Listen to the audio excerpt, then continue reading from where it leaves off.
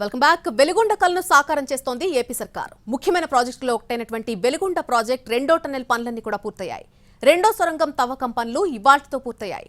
2019 మే 30 నాటికి మిగిలిపోయిన 7.698 కిలోమీటర్ల తవ్వకం పనులు పూర్తి చేశారు.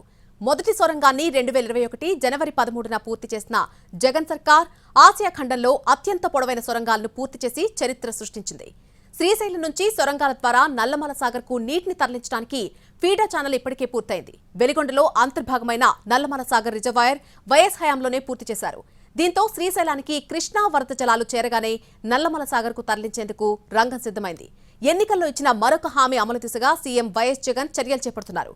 ప్రకాశం, నెల్లూరు, కడప జిల్లాల్లో దుర్భిక్ష ప్రాంతాల్లోని 4.47 లక్షల ఎకరాలు సాగునీటి సరఫరాకు మార్గం సుగమం చేస్తున్నారు. వెలుగొండ పూర్తయితే 3 జిల్లాల్లోని 30 మండలాల్లో 15.25 లక్షల మంది తాగునీటి సమస్యకు శాశ్వత పరిష్కారం లభిస్తుంది.